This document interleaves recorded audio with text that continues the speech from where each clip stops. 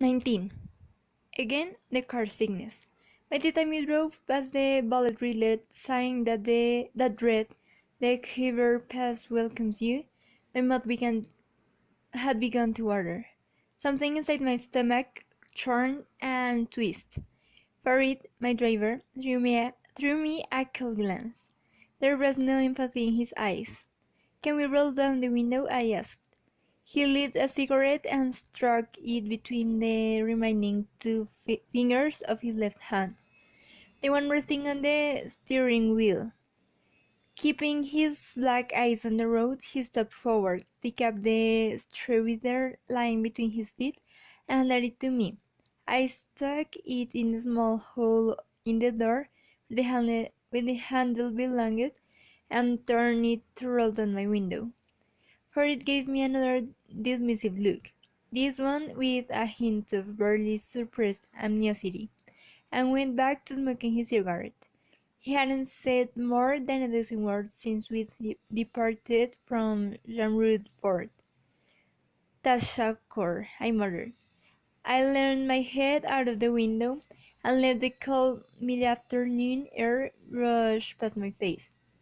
The drive through the tribal lands of the Khyber Pass, winding between cliffs of shale and limestone.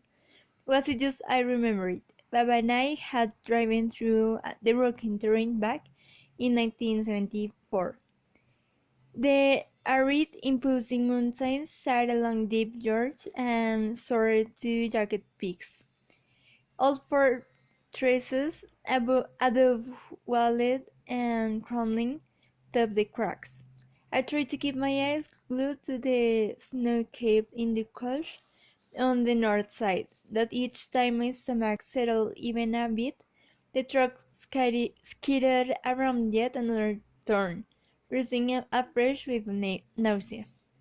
"Try a lemon." "What?" "Lemon. Good for the sickness," Farid said. "I always bring one for this drive."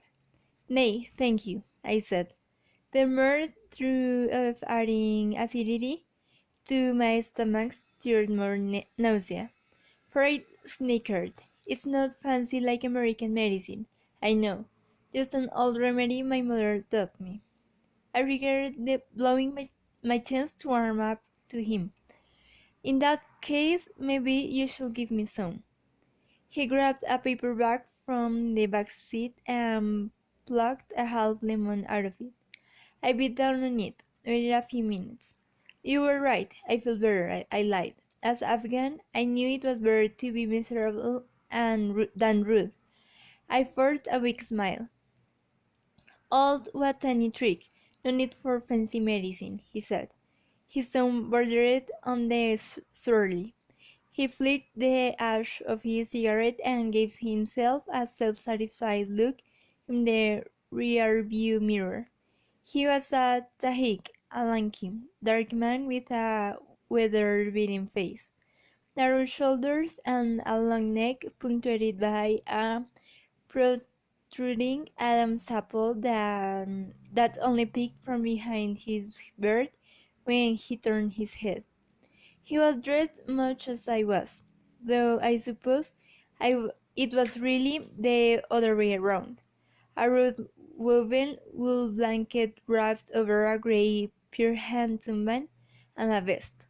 On his head he wore a brown backhelm, tilted slightly to one side, like the Tahik hero Ahmad Shah Massoud, referred to Tahiks as the Lion of Panjshir. It was Rahim Khan who had introduced me to Farid in Peshawar. He told me Farid was 29, though he had the wary, lined face of a man 20 years older. He was born in Mazar-e-Sharif and lived there until his father moved the family to Jalalabad when Farid was 10. At 14, he and his father had joined the Jihad against the Shorawi. They had fought in the Panjshir Valley for 2 years until helicopter gunfire had torn the older man to pieces. Farid had two wives and 5 children. 2 wives and 5 children. He used to have 7. Rahim Khan said with a rueful look that he'd lost his 2 youngest girls a few years earlier in a landmine blast just outside Jalalabad, the same explosion that had severed 2 from his feet and 3 fingers from his left hand. After that, he had moved with his wives and children to Peshawar. Checkpoint, Farid groaned. I slumped a little in my seat, arms folded across my chest, forgetting for a moment about the nausea. But I needn't have worried. 2 Pakistani militia approached our dilapidated Land Cruiser, took a cursory glance inside, and waved us on. Farid was first on the list of preparations Rahim Khan and I made, a list that included exchanging dollars for Kaldar and Afghani bills, my garment and pakol, ironically. I never worn either when I actually lived in Afghanistan. The Polaroid of Hassan and Sarab, and finally, perhaps the most important item, an artificial bird, black and chest length. Saria knew for a fellow in Peshawar who specialized in weaving them, sometimes for Western journalists who covered the war. Rahim Khan had wanted me to stay with him a few more days, to plan more thoroughly, but I knew I had to leave as soon as possible. I was afraid I changed my mind. I was afraid I deliberate, ruminate, agonize, rationalize, and tell myself into not going. I was afraid the appeal of my life in America would draw me back, that I would wade back into that great big river and let myself forget that the things I had learned these last few days sank to the bottom. I was afraid that I let the waters carry me away from what I had to do, from Hassan, from the past that had come calling, and from this one last chance at redemption. So I left before there was any possibility of that happening. As for Suraya, telling her I was going back to Afghanistan wasn't an option. If I had, she would have booked herself on the next flight to Pakistan. We had crossed the border and the signs of poverty were everywhere. On either side of the road I saw chains of little villages spawning here and there, like discharged toys among the rocks, broken mud houses, and huts consisting of little more than 4 wooden poles and a tattered cloth as a roof. I saw children dressed in rags chasing a soccer ball outside the huts. A few miles later, I spotted a cluster of men sitting on their haunches like a row of crows, on the carcass of an old worn-out Soviet tank, the wind fluttering the edges of the blankets thrown around them. Behind them, a woman in a brown burqa carried a large clay pot on her shoulder, down a rutted path toward the string of mud houses. Strange, I said. What? I feel like a tourist in my own country, I said, taking in a gutter leading a half-dozen emaciated goats along the side of the road. Farid snickered, tossed his cigarette. You still think of this place as your country? I think a part of me always will, I said, more defensively than I had indeed. After 20 years of living in America, he said, swerving the truck to avoid a pothole the size of a beach hall. I nodded. I grew up in Afghanistan. Farid snickered again. Why do you do that? Never mind, he muttered. No, I want to know. I want you to. Why do you do that? In his rear view mirror, I see something flash in his eyes. You want to know? He sneered. Let me imagine. Aga Sahib. You probably lived in a big 2 or 3 story house with a nice backyard, and your gardener filled with flowers and fruit trees, all guarded, of course. Your father drove an American car. You had servants, probably Hazaras. Your parents hired workers to decorate the house for the fancy mehmanis they drew, so their friends would come over to drink and boost around their travels to Europe or America. And I will bet my first son's eyes that this is the first time you ever worn a pack hole. He grinned at me, revealing a mouthful permanently rotten teeth. I am close. You are. Why are you saying these things? I said. Because you wanted to know, he spat. He pointed to an old man dressed in ragged clothes, trotting down a dirt path, a large burlap pack filled with cobgas tied to his back. That's the real Afghanistan, Aga Sahib. That's the Afghanistan I know. You've always been a tourist here. You just didn't know it. Rahim Khan had warned me not to expect a warm welcome in Afghanistan from those who had stayed behind and fought the wars. I'm sorry about your father, I said. I'm sorry about your daughters, and I'm sorry about your hand. That means nothing to me, he said. He shook his head. Why are you coming back here, anyway? To love your baba's land? Pocket the money and run back to your mother in America? My mother died giving birth to me, I said. He sighed and lit another cigarette, said nothing. Pull over. What? Pull over, goddammit, I said. I'm going to be sick. I trembled out of the truck as it was coming to a rest on the gravel alongside the road.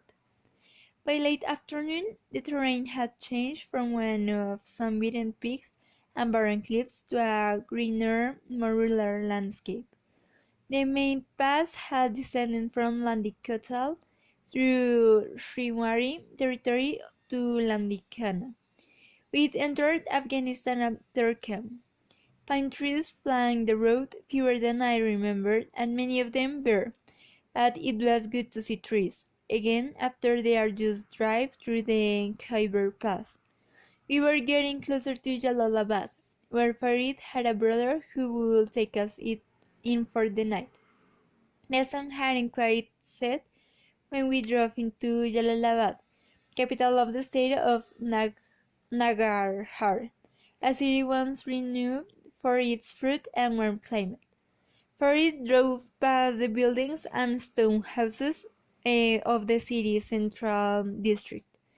There weren't as many palm trees there as I remembered, and some of the homes had been reduced to roofless walls and piles of twisted clay. Farid turned into a narrow, up-paved road and parked the Land Cruiser along a dried-up gutter. I slid out of the truck, stretched, and took a deep breath. In the old days, the wind swept through the irrigated plains around Jalalabad, where farmers grew sugar cane and impregnated the serious air with a sweet scent. I closed my eyes and searched for the sweetness. I didn't find it. Let's go, Farid said impatiently. We walked up the dirt road past a few leafless poplars along a row of broken mud walls. Farid led me to a dilapidated one-story house and I knocked in the wood plank door. A young man with ocean green eyes and a white scarf wrapped around her face picked up. She saw me first, flinched, spotted Farid, and her eyes lit up. Salam alaikum, Haka Farid. Salam, Mariam Jan. Farid replied and gave her something he denied me all day, a warm smile. He planted a kiss on the top of her head. The young man stepped out of the way, even eyeing me a little apprehensively as I followed Farid into the small house. The top ceiling was low, the dirt walls entirely bare, and the only light came from a pair of lanterns set in a corner. We took off our shoes and stepped on the straw as many covered the floor. Along one of the walls sat three young boys, cross-legged on a mattress covered with a blanket with shredded borders. A tall bird man with broad shoulders stood up to greet us. Farid and he hugged and kissed on the cheek. Farid introduced him to me as Wahid, his older brother. "He's from America," he said to Wahid, flicking his thumb toward me. He felt us alone and went to greet the boys. Wahid sat with me against the wall across from the boys, who had amused. Fahir and I climbed his shoulders. Despite my protests, Wahid ordered one of the boys to fetch another blanket so I'd be more comfortable on the floor, and asked Mariam to bring me some tea. He asked about the ride from Peshawar, the drive over the Khyber Pass. "I hope you didn't come across any duds," he said. The Khyber Pass was famous for its terrain and for the bandits who used that terrain to rob travelers. Before I could answer, he winked and said in a loud voice, "Of course not Dust will waste his time on a car as ugly as my brother's." Farid wrestled the smallest of the three boys to the floor and kicked him on the ribs with his good hand. The kid giggled and kicked. "At least I have a car," Farid panted. "How's your donkey these days?" "My donkey is a better ride than your car." "Karkara Mishanasa," Farid shot back. "Takes a donkey to know a donkey." They all laughed, and I joined in. I heard female voices from the adjoining room. I could see half of the room from where I sat. Mariam, an older woman wearing a brown hijab, presumably her mother, were speaking in low voices and pouring tea from a kettle into a pot. "So what do you do in America, Mira Agha?" Wahid asked. "I'm a writer," I said. I thought I heard Fahid chuckle at that fact. "A writer?" Wahid said, clearly impressed. "Do you write about Afghanistan?" "Well, I have, but not currently," I said. "My last novel, A Season of Ashes for Ashes, had been about a university professor who joins a clan of gypsies after he finds his wife in bed with one of his students. It wasn't a bad book. Some reviewers had called it a good book, and one had even used the word riveting. But certainly I was embarrassed by it. I hope Wahid wouldn't ask what it was about. "Maybe you should write about Afghanistan again," Wahid said. "Tell the rest of the world that the Taliban are doing to our country." "Well, I'm not quite that kind of writer." "Oh," Wahid said, nodding and blushing a bit. "You know best, of course. It's not for me to suggest." But then Mariam and the other woman came into the room with a pair of cups and a teapot and a small platter. I stood up in respect, pressed my hand to my chest, and bowed my head. "Salam alaikum," I said. The woman, who had now wrapped her hijab to conceal her lower face, bowed her head too. "Salam," she replied in a barely audible voice. We never made eye contact. She poured the tea while I stood. The woman placed the streaming cup of tea before me and exited the room, her bare feet making no sound at all as she disappeared. I sat down and sipped the strong black tea. Wahid finally broke the uneasy silence that followed. The "So what brings you back to Afghanistan?" "What brings them all back to Afghanistan, dear brother?" Farid said, speaking to Wahid but fixing me with a contemptuous gaze. "Bas," Wahid snapped. "It's always the same thing," Farid said. "Sell this land, sell that house, collect the money, and run away like a mouse. Go back to America, spend the money on a family vacation to Mexico." "Farid!" Wahid roared. His children and even Farid flinched. "Had you forgotten your manners? This is my house. America is my guest tonight, and I will not allow you to dishonor me like this." Farid opened his mouth, almost said nothing, reconsidered, and said nothing. He slumped against the wall, muttered something under his breath, and crossed his mutilated foot over the good one. His accusing her eyes never left me. Forgive us, Amir Agha, Wahid said. Since childhood, my brother's mouth had been 2 steps ahead of his head. It's my fault, really, I said, trying to smile under Farhid's intense gaze. I'm not offended. I should have explained to him my business here in Afghanistan. I'm not here to sell property. I'm going to Kabul to find a boy. A boy, Wahid repeated. Yes, I fetched the Polaroid from the pocket of my shirt. Seeing Hassan's picture again tore the fresh scab of his death. I had to turn my eyes away from it. I handed it to Wahid. He started the photo. Looked from me to the photo and back again. This boy? I nodded. This Hazara boy? Yes. What does he mean to you? His father meant a lot of me. He is the man in the photo. He's dead now. Wahid blinked. He was friend of yours? My instinct was to say yes. As if on some deep level I too wanted to protect Baba's secret. But there had been enough lies already. He was my half-brother, I swallowed at it. My illegitimate half-brother. I turned to Teacup, toyed with the handler. I didn't mean to pry. You're not prying, I said. What will you do with him? Take him back to Peshawar. There are people there who will take care of him. Wahid handed the photo back and rested his thick hand on my shoulder. You are an honorable man, Amir Khan, a true Afghan. I cringed inside. I am proud to have you in my home tonight, Wahid said. I thanked him and changed a glance over to Farid. He was looking down now, playing with the frayed edge of the straw meat.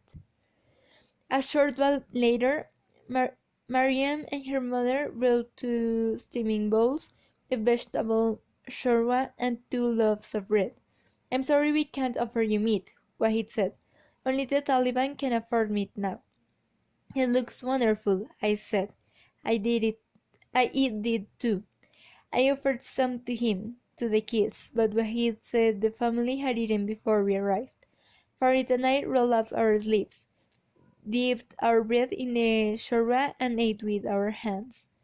As I ate, I noticed Wahid's boys, all 3 thin with deer-cated faces and short cropped brown hair under their skull caps, stealing furtive glances at my digital wristwatch. The younger whispered something in his brother's ear. The brother nodded, didn't take his eyes off my watch. The oldest of the boys, I guessed his age about 12, rocked back and forth, his gaze glued to my wrist.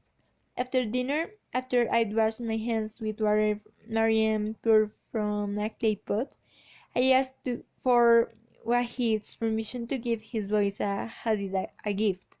He said no, but when I insisted, he reluctantly agreed.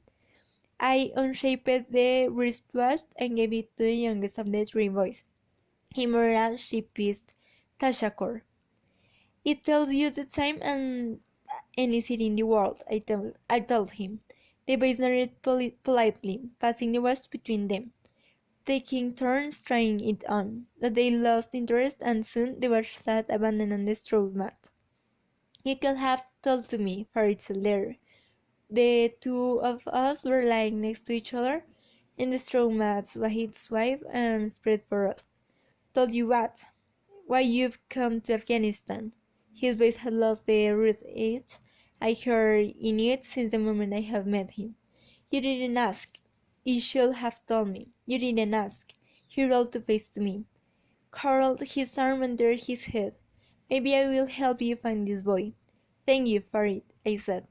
It was wrong of me to assume. I sighed. Don't worry. You were more right than you know. His hands are tied behind him, with rudely woven rope cutting through the flesh of his wrist. He is blindfolded with black cloth. He is kneeling on the street, on the edge of a glory filled with still water, his head dropping between his shoulders. His knees roll on the hard ground and bleed through his pants at the rocket sim player. It is late afternoon, and his long shadow sways back and forth on the gravel. He is muttering something under his breath. I step closer. 1,000 times closer, he mutters. For you and 1,000 times over. Back and forth he rocks. He lifts his face. I see a faint scar above his upper lip. We are not alone. I see the barrel first, then the man standing behind him. He is tall, dressed a herringbone vest and a black turban. He looks down at the blindfolded man before him with eyes that show nothing but a vast, carnivorous emptiness. He takes a step back and raises the barrel, places it on the back of the kneeling man's head. For a moment, fading sunlight catches in the metal and twigs. The rifle roars with a deafening crack. I follow the barrel on its upward arc. I see the face behind the plume of smoke swirling from the muzzle. I am the man in the herringbone vest. I wake up with a scream trapped in my throat. I step outside, stood in the silver tarnish of a half moon, and glanced up to a sky riddled with stars. Crickets chirped in the shuttered darkness, and a wind wafted through the trees. The ground was cool under my bare feet, and suddenly, for the first time since we had crossed the border, I feel like I was back. After all these years, I was home again, standing on the soil of my ancestors. This was the soil on which my great-grandfather had married his third wife a year before dying in the cholera epidemic that hit Kabul in 1915. She'd borne him what his first two wives had failed to, a son at last. It was on his soil that my grandfather had gone on a hunting trip with King Nadir Shah and shot a deer. My mother had died on this soil, and on this soil I had fought for my father's love. I sat against one of the house's clay walls. The kinship I felt suddenly for the old land, it surprised me. I've been gone long enough to forget and be forgotten. I had a home in a land that might as well be in another galaxy to the people sleeping on the other side of the wall I learned again. I thought I had forgotten about this land, but I hadn't. And under the bony glow of a half moon, I sensed Afghanistan humming under my feet. Maybe Afghanistan hadn't forgotten me either. I looked westward and marveled that, somewhere over those mountains, Kabul still existed. It really existed, not just an old memory, or as the heading of an AP story on page 15 of the San Francisco Chronicle. Somewhere over those mountains in the west lived the city where my hair-lipped brother and I had run kites. Somewhere over there, the blindfolded man from my dream had died a needless death. Once over those mountains, I had made a choice, and now, a quarter of a century later, that choice had landed me right back on the soil. I was about to go back inside when I heard voices coming from the house. I recognized one as Wahid's. Nothing less left for the children. We're hungry, but we're not savages. He's a guest. What was I supposed to do? He said in a strained voice. To find something tomorrow. She sounded near tears. What do I feel? I tiptoed away. I understood now why the boys hadn't shown any interest in the watch. They hadn't been staring at the watch at all. They'd been staring at my foot. We said our goodbyes early in the morning, just before I climbed into the Land Cruiser. I thanked Wahid for his hospitality. He pointed to the little house behind him. "This is your home," he said. His three sons were standing in the doorway watching us. The little one was wearing the watch I dangled around his twiggly wrist. I glanced in the side view mirror as we pulled away. Fahid stood surrounded by his boys in a cloud of dust whipped up by the truck. It occurred to me that, in a different world, those boys wouldn't have been too hungry to chase after the car.